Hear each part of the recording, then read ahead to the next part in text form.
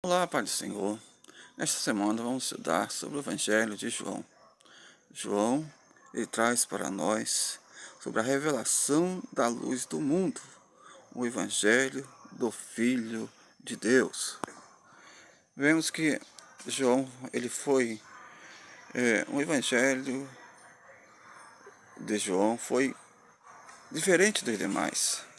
Ele traz ali, escrito numa época de 90 a 100 depois de Cristo, provavelmente em Éfeso, na Turquia, na atual Turquia, e vemos que era uma época em que havia uma separação entre os cristãos e os judeus.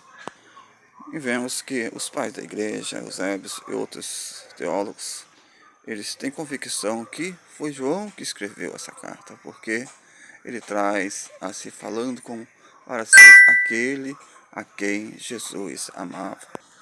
E vemos que naquela época já havia uma disputa sobre se Jesus, ele era realmente Jesus, se ele era realmente o Filho de Deus. E existiam as oposições entre os judeus e os cristianismos, já havia uma separação.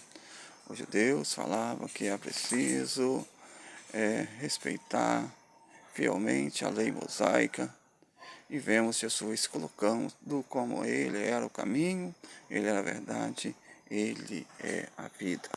E vemos que naquela época existia ali os helenismos, que era uma religião ali da Grécia, um dos seus deuses bem conhecidos no dia de hoje, que são os deuses ali olímpicos, né?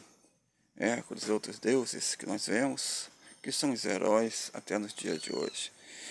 E para eles, né, nós vemos os filmes.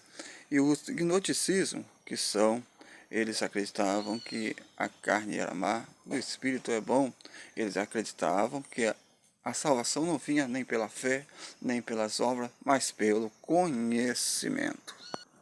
E vemos que o propósito do Evangelho de João é testificar que Jesus era o Filho de Deus. Essa palavra testemunho, testificar, aparece mais de 30 vezes no livro de João.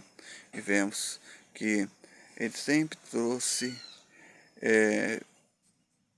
o propósito do seu Evangelho, mostrar que Jesus, ele é a luz do mundo, desde lá do início, e falando que o verbo se fez carne, e ele termina falando que ele testificava que Jesus